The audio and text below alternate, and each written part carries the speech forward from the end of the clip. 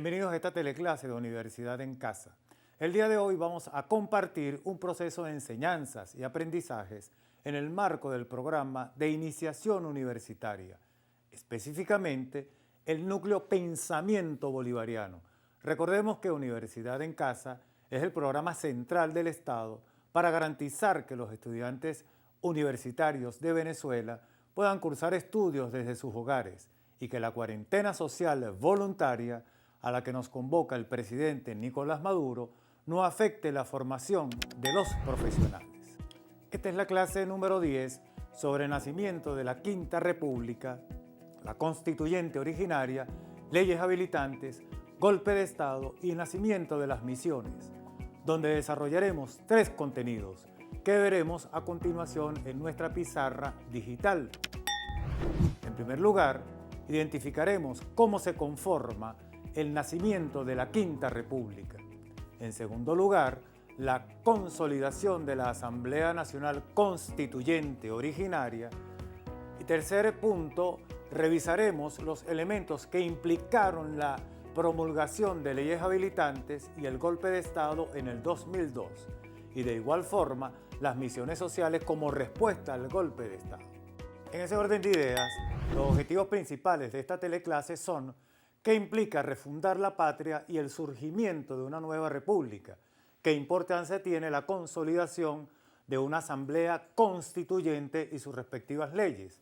¿Y qué impacto causó el golpe de Estado en 2002 y el surgimiento de las misiones sociales como política de Estado? Es así como damos inicio a nuestro primer momento. Compañeras y compañeros, es importante que establezcamos por qué hablamos de la Quinta República, pero sus antecedentes inmediatos. Dichos antecedentes los encontramos precisamente a partir de 1958, es decir, de aquel 23 de enero de 1958, cuando logra derrocar el pueblo en una acción popular sin precedentes, ¿verdad? Logra derrocar la dictadura de Marcos Pérez Jiménez. Una unión que hay que decirlo, cívico-militar, que dio al traste pues, con la huida del dictador. Ahora bien, ese sueño de libertad, ese sueño de participación popular, ¿verdad?, va a ser capitalizado por 3 partidos políticos de la época. Es decir, Acción Democrática en la persona de Rómulo Betancourt, URD, Unión Republicana Democrática, en la persona de Jovito Villalba y COPEI en la persona de Rafael Caldera. Estos 3 líderes políticos, ¿verdad?, de alguna manera se aprovecharon o aprobaron o se abrogaron el derecho al derrocamiento de Marcos Pérez Jiménez. Incluso llegaron a capitalizar ese sueño de libertad de todo el país, ¿no?, invisibilizando a un grupo de hombres como el caso de Fabricio Ojeda, entre otros. Fabricio Ojeda, quien fue, digamos, presidente de la Junta Patriótica y luego de la partida abrupta de Marcos Pérez Jiménez. Pero en consecuencia de ese pacto que comenzó a fraguarse, fíjense una cosa muy importante, compañeras y compañeros, el pacto comenzó a pensarse, a idearse en Nueva York, ¿no? Por eso es que también se le conoce en la historia contemporánea de Venezuela como el Pacto de Nueva York. Pero en definitiva va a llevar el nombre de Pacto de Punto Fijo, porque es en Caracas, en Venezuela, en donde se va a firmar dicho pacto. Ahora, ¿qué es el Pacto de Punto Fijo? Es el preámbulo más inmediato, más directo a la redacción de la Constitución de 1960. 60-61, con la cual va a arrancar la llamada, o se va a iniciar la llamada Cuarta República, de manera que los sueños de libertad, de tener una democracia popular, de tener una democracia representativa, quedaron al traste con la promulgación de esta Constitución, que además se firmó, hay que decirlo, y así está recogido por las páginas de nuestra historia contemporánea, de espaldas a la necesidad del pueblo. Es decir, ese pacto de gobernabilidad pasa nada más y nada menos que por la idea de un pacto llamado Guanábana. ¿Qué significaba el pacto Guanábana? De una manera muy popular, ¿no? Pero el pacto Guanábana era 5 años tú, 5 años yo y 5 años el otro, en donde se establece una suerte de democracia, insisto, representativa, la cual se reinstitucionalizaba, por decirlo de alguna manera, cada 5 años. Es decir, la participación popular que se iba a manifestar allí o se iba a materializar era exactamente cada 5 años cuando había procesos electorales. Pero del resto del pueblo no se le llegó a consultar absolutamente nada. Entonces, en ese inicio de esa democracia representativa, es muy importante que lo veamos, repito, el pueblo comenzó, digamos, a una suerte de pujanza, de querer tener intención de participar en las acciones sociales y en las acciones políticas, culturales y de todo punto de vista, de la cual formaba ahora parte esa población nacional. En consecuencia, el inicio de esa Cuarta República, ya lo hemos dicho, ¿verdad? Lo que hizo fue fortalecer los partidos políticos de entonces. Algunos con mayor ventajismo, otros con menor ventajismo, pero en definitiva, repito, la participación del pueblo, mis queridos estudiantes, estaba, digamos, cercenada, estaba aguantada. De manera que se le conoce entonces no como una democracia participativa, sino representativa. Es importante que lo tengamos muy claro, porque esa democracia representativa entonces comenzó a buscar válvulas de escape. Dichas válvulas de escape comenzó con enfrentamientos, incluso alzamientos militares dentro de ese propio desarrollo, militares que en todo caso veían que estos políticos le estaban dando la espalda al pueblo, y así fue, ¿verdad? Y existieron movimientos muy importantes en nuestra historia contemporánea, el carupanazo, el barcelonazo, el porteñazo, que lo que estaban era marcando un sello o dando, como dije, una válvula de escape para poder, digamos, escuchar su voz de protesta ante esos eventos. Pero no solamente fueron manifestaciones militares, también manifestaciones populares. En consecuencia, la Cuarta República, digamos, comenzó con una tacha de inaugurar, en Venezuela se iba a inaugurar una cosa oprobiosa, espantosa, a partir de las desapariciones forzosas. Esas desapariciones forzosas, sin lugar a dudas, llevaron a triste término de su vida a profesores universitarios, estudiantes, trabajadores. Es decir, fue una persecución constante. Una de esas desapariciones más emblemáticas, podríamos decirlo de alguna manera, que las fueron todas, por favor, las fueron todas. Una de las más emblemáticas fue la desaparición física del profesor Alberto Lovera, profesor universitario, a quien nada más y nada menos fue capturado por el Servicio de Inteligencia de las Fuerzas Armadas, conocida con las siglas espantosas del CIFA, ¿no? Y además fue torturado, desaparecido y lanzado de un helicóptero allá en el estado Anzoátegui desde las playas de Lechería. Su esposa, María del Mar de Lovera, tuvo la triste escena, el triste escenario de tener que ir a reconocer a su esposo, a quien además le habían colocado un pico con una cadena en la pierna izquierda. Imagínense ustedes los niveles de desaparición, que además se materializaron también a través de una cosa oprobiosa que llamaron los TO, es decir, los teatros de operaciones. De modo que las desapariciones fueron constantes, fueron consecutivas, inauguradas como política de Estado. De manera que, insisto, que esa democracia representativa, vean lo que trajo consigo, es decir, los hermanos Pasquier, digamos, allanamientos a universidades. En el caso de la Universidad Central era ya costumbre que allanaran la universidad. Era una cosa casi que cotidiana ver las tanquetas del ejército metidas dentro de las instalaciones de la Universidad Central. Y bueno, dentro de incluso las fábricas, fue una cosa verdaderamente intervencionista desde el punto de vista político y de pensamiento. El pensamiento, en todo caso, se vio bien coartado, bien cercenado. En consecuencia, nosotros vemos cómo todos estos elementos que fueron conformando la Cuarta República tuvieron como una suerte de descanso entre comillas, porque es el 27 de febrero de 1989 cuando ese pueblo traicionado, ese pueblo, digamos, opacado, humillado, comenzó a tomar como que conciencia de la represión política que significó la Cuarta República, y es cuando ese 27 de febrero de 1989, pese a que no tuvo una dirigencia, pese a que no tuvo una acción direccional, directa, se alzó, y el 27 de febrero de 1989 definitivamente marcó una pauta extraordinaria en la historia contemporánea venezolana, porque a este acontecimiento se le conoce, este acontecimiento social se le conoce, compañeras y compañeros, como el Caracazo. Los medios de comunicación, muchos de ellos tildaron, bajaron los cerros, salieron los descamisados, los patas en el suelo, es decir, todo un escenario bien dantesco, que además el 27 de febrero, o el Caracazo, no fue otra cosa sino que un pueblo que ya buscaba válvulas de escape mucho más concretas, y una clase política que jamás para nada entendió lo que estaba sucediendo en ese momento.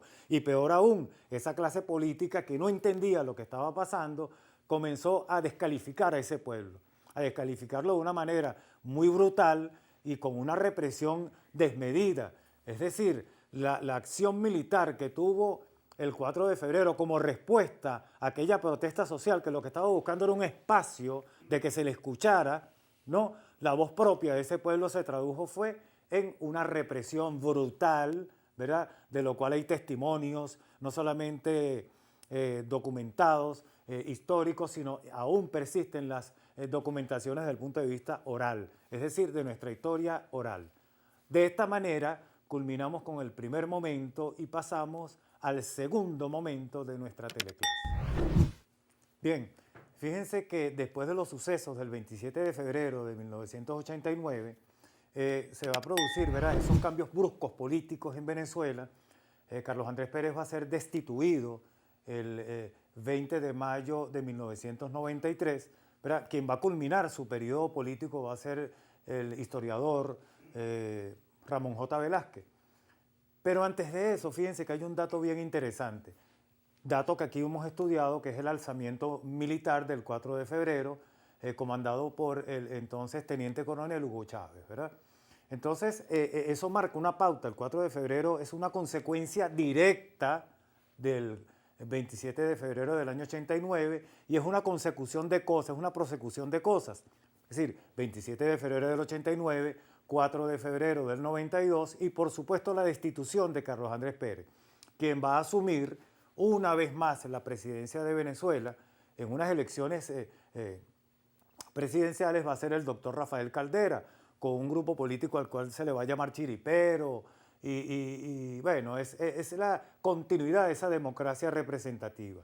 Pero no obstante, ¿verdad?, ya digamos que el desmembramiento político de la Cuarta República no va a encontrar una manera de que fuese salvada. Y es importante que destaquemos esto, mis compañeras y compañeros. ¿Por qué? Porque ante esa política de oídos sordos de esa clase dirigente, de esa clase política, qué cosa tan paradójica, con el doctor Caldera, que es uno de los firmantes del Pacto de Punto Fijo, ¿verdad?, de la Constitución del año 60 de la Cuarta República, con Rafael Caldera va a morir la Cuarta República. ¿Y por qué decimos esto?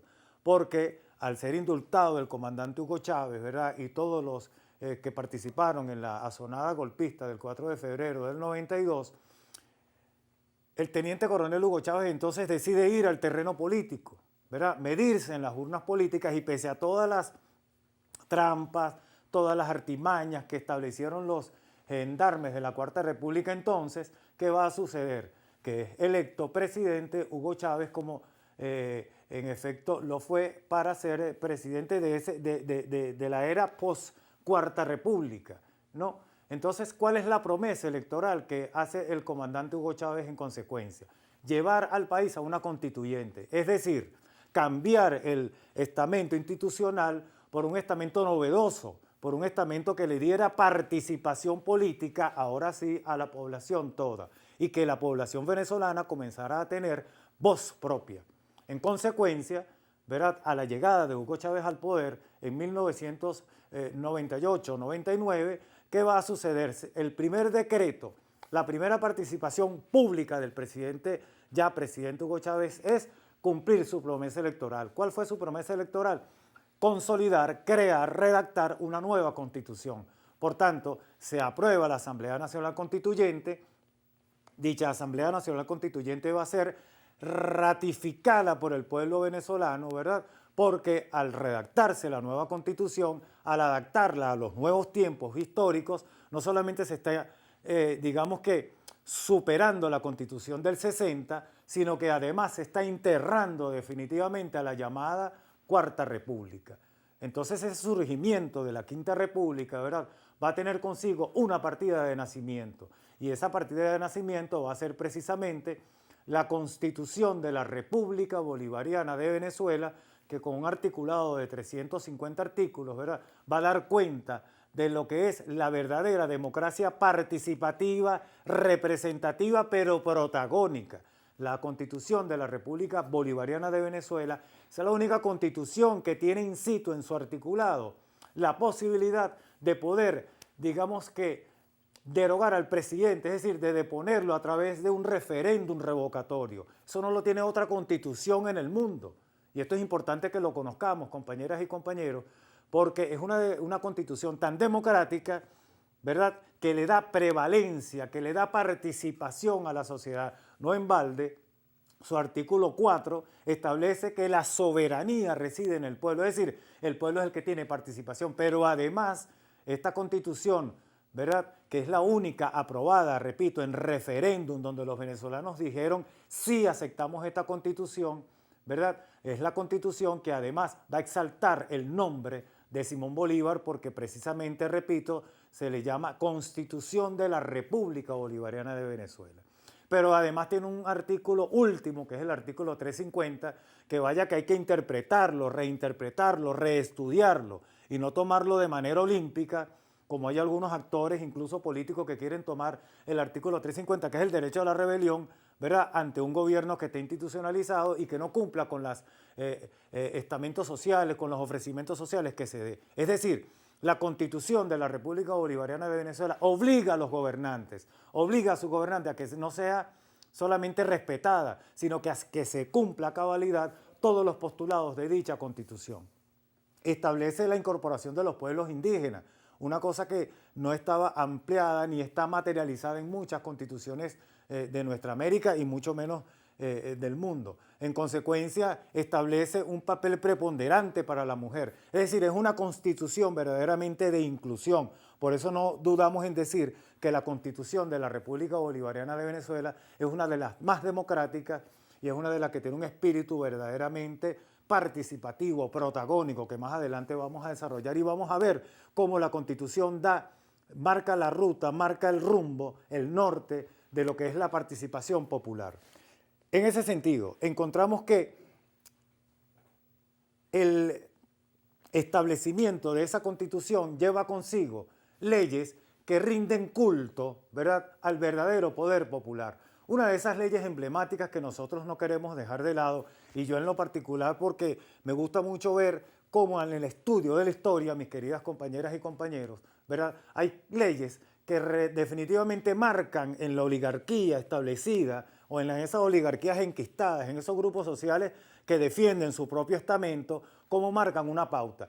Todo gobernante que involucre o que se meta con la tierra y con los recursos provenientes del petróleo, es decir, con los hidrocarburos, es candidato a ser derrocado. Y el presidente Chávez, por supuesto, no fue la excepción. Es decir, promulgar una ley de hidrocarburos, ¿verdad?, que buscaba repartir el petróleo, no como aquel viejo axioma que decía petróleo en gotas y nadie vio la gota, ¿no?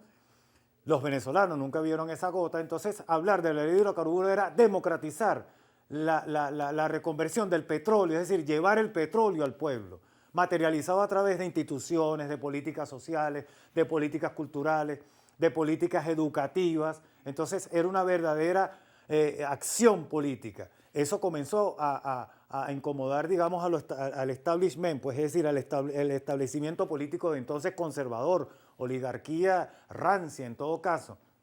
Pero otra ley también que trajo consigo, la guinda del pastel, fue la ley de tierra. Quien se meta con la tierra también es candidato a que sea derrocado. Esa suerte, el único que la corrió, y es justo decirlo en la historia nuestra, no fue nada más y nada menos que Hugo Chávez. También la corrió el general Isaías Medina Angarita, la corrió Ezequiel Zamora cuando en su arenga de la Guerra Federal dijo tierra y hombres libres, horror a la oligarquía. Entonces miremos cómo es una consecuencia. Y el presidente Chávez entonces es víctima, digamos, de esos azares y de esos avatares cuando precisamente se mete con esas dos leyes emblemáticas. Es decir, promulgar dos leyes emblemáticas como fue la ley de hidrocarburos y la ley de tierra. Eso sin lugar a duda marcó una pauta sin precedentes en la historia contemporánea venezolana. En consecuencia, derrocar al presidente Chávez o a ese gobierno era una necesidad. Era ni siquiera una entelequia, no era un sueño, no, para nada. Era que había que derrocarlo porque, repito, meterse con los recursos naturales, es decir, acercar la producción petrolera al pueblo y acercar el campo al pueblo, para nada, y eso estaba sumamente vetado.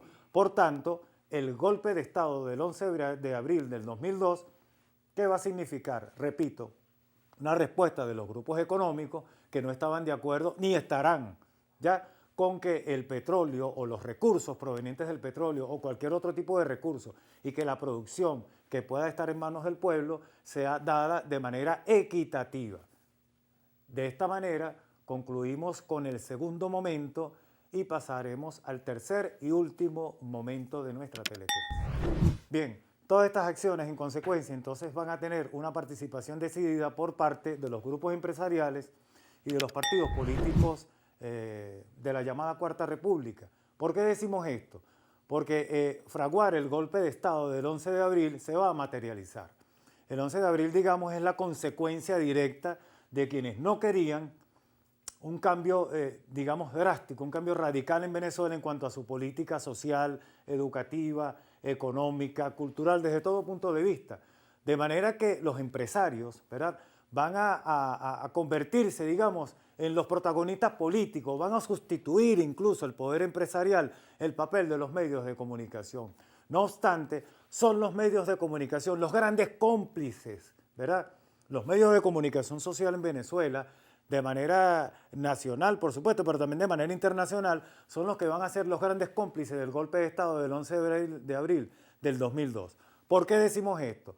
Porque precisamente ese golpe de Estado, ¿verdad?, va a llevar consigo derrocar no solamente al presidente Chávez, sino también busca derogar la Constitución recién promulgada, recién aprobada, porque al darse cuenta de que sí es posible que el pueblo tenga participación, al darse cuenta que el poder popular pueda empoderarse, pueda tener voz propia, eso definitivamente quedaría negado desde todo punto de vista. En consecuencia, ¿verdad?, el papel de los medios va a ser, repito, fundamental. Va a comenzar a fraguarse y me voy a permitir mostrar un documento, ¿verdad?, en donde los medios de comunicación social van a tener esa participación política decidida. Repito, los medios van incluso a pasar a sustituir el papel de los partidos políticos. Y es sin lugar a duda como los medios de comunicación comienzan a establecer propagandas, comienzan a establecer desde toda visión cómo derrocar un gobierno y además cómo vender la idea de que el presidente o el gobierno en consecuencia era un nefasto gobierno para Venezuela y que por supuesto había que volver a los adagios y a los encantamientos de la Cuarta República. De manera que los medios de comunicación no solamente dieron un golpe mediático, pudiéramos decirlo de alguna manera, sino que también dieron un golpe de timón en el sentido, pero esta vez de timón negativo, porque esos medios de comunicación lo que buscaron era consolidar en el ideario colectivo, en la opinión pública nacional e internacional, que Chávez era un dictador, que había generado políticas nefastas para el país, que el venezolano no estaba acostumbrado a un gendarme. Se comienza a satanizar la figura política tanto del gobierno y por supuesto como del entonces presidente Hugo Chávez. Fíjense que en otro dato interesante, me permito leer otro de los protagonistas, incluso del 11 de abril, un texto del profesor Earle Herrera, en este texto que se llama El periodismo según Clark Kent, en donde, por ejemplo, me permito citar al profesor Earle, en donde él habla y dice lo siguiente, ¿verdad? Los superhéroes de los medios de comunicación en Venezuela durante el golpe de Estado del 11 de abril no solamente sustituyeron a los partidos políticos, sino además se convirtieron en los artífices, en los creadores, en los magos de la forma y la virtud de poder derrocar un gobierno. Fíjense ustedes cómo desde los medios de comunicación, ¿verdad?, no solamente, repito, se fraguó el golpe, sino que hubo un apoyo sistemático a ese derrocamiento del gobierno del presidente Hugo Chávez. No obstante, la respuesta del gobierno del presidente Hugo Chávez es cómo se veía materializada en los medios. Esto podemos mirar, las compañeras y compañeros, en paralelo. ¿Y por qué digo en paralelo? Porque otro elemento fundamental que encontramos en la participación de los medios, y esto es bueno señalarlo, porque generalmente nos encontramos con que el yonofuismo que nos acompaña establece de que no participamos, no estuvimos, y hay suficiente documentación que establece, por ejemplo, la receta del 11 de abril, fascismo y medios. Este es un trabajo extraordinario, ¿verdad?, que da cuenta de que efectivamente los medios sí participaron. Y yo me voy a permitir leer también de esta revista cómo el Nacional en su diario impreso ese día publicó en 2 oportunidades, 2 circulaciones.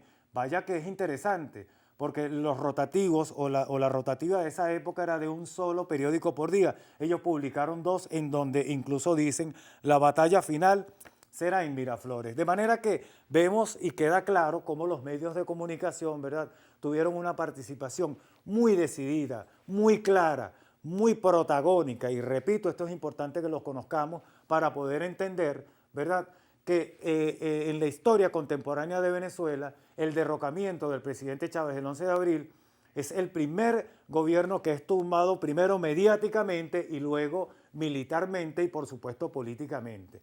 Pero no obstante, los medios de comunicación pasaron tanto a un segundo plano que el 11 de abril quedó demostrado, y así quedó para la historia, el 11, 12 y 13 de abril, en donde se pudo leer en muchas paredes de la ciudad capital y en paredes del país, donde decían, si los medios callan, las paredes hablan. Miren qué cosa tan extraordinaria. Es decir, el pueblo protagónico, que apenas tenía una constitución recién nombrada, recién autorizada por ese mismo pueblo, me refiero, repito, a la Constitución de la República Bolivariana de Venezuela, ¿verdad? Entonces, ese poquito de poder que se le entregó, porque una de las cosas que comenzó a inocular el presidente Chávez es decirle al venezolano que el gobierno no era de él nada más, que el gobierno también era del pueblo y para el pueblo. Es decir, los postulados de una verdadera democracia. En consecuencia, el 11 de abril, ¿verdad?, que todo fue sombrío, todo fue como una cultura de silencio,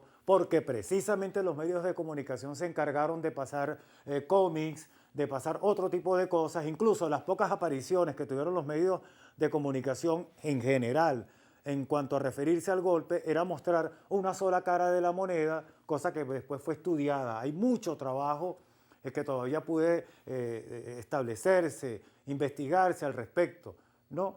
Y en donde muchos estudiosos de la comunicación han hecho trabajos extraordinarios al respecto. Pero fíjense una cosa, solo bastó unas horas para que el pueblo, ese pueblo que se empoderó, que esto es poco pedagógico, pero es lo que se escucha y está historiado en nuestra historia recién, se habló de radiobemba, es decir, el pueblo se convirtió en una suerte de interlocutor interno y rompió. El pueblo venezolano logró romper las barreras de la censura, de la gran censura mediática de los grandes medios nacionales e internacionales y llevó al traste y dio al traste con el secuestro, ¿verdad?, del presidente Hugo Chávez, pero más aún el premio de esto y la guinda del pastel es que restituye al presidente Chávez en el poder. Tan es así, compañeras y compañeros, que cuando el presidente ya en Miraflores es restituido en el poder, ¿verdad?, el propio presidente le pide a los dueños de los medios de comunicación, caramba, que hicieran un trabajo mucho más sensible, mucho más responsable y mucho más acercado hacia la población. Ahora bien, con todo esto, ¿qué sucede después del 12 de abril, del 12-13 de abril? No, después del golpe de Estado. El presidente Chávez va a dar una respuesta sin precedentes. Es decir, una respuesta que va a definitivamente romper las barreras de lo que pudo haberse pensado en ese momento. Tal vez se pensó que se venía con un revanchismo, con una cacería no sé de qué, pero en definitiva el presidente lo que se plantea nada más y nada menos es crear misiones sociales. Es decir, esa fue la respuesta. Misiones como la misión Robinson, la misión Sucre, la misión Milagro, la misión Vivienda, la revolución energética. Es decir, el presidente se centra en seguir empoderando al pueblo venezolano. Y eso de verdad que rompió los límites, rompió las barreras, porque el presidente sencillamente le está diciendo a esa vieja clase política que no iba a responder con las mismas herramientas ni con las mismas vías con que ellos respondían, es decir, con una represión brutal para todos, incluso los que trataron de hacerle daño, sino que responde con una cultura, como una política de Estado de misiones sociales. Misiones que a quién iban a empoderar, a quién iban a beneficiar, precisamente a ese pueblo, pueblo que también fue protagonista, ¿no?, en la restitución del presidente Hugo Chávez en el poder. De esta manera culminamos con el tercer y último momento de esta teleclase de Universidad en Casa, con el tema número 10, denominado Nacimiento de la Quinta República, Constituyente Originaria, Leyes Habilitantes y Golpe de Estado y Nacimiento de las Misiones. Es buen momento para que vayamos a nuestra lista de cotejos para identificar los contenidos aprendidos durante la clase de hoy. Hoy aprendimos cómo se conformó el nacimiento de la Quinta República.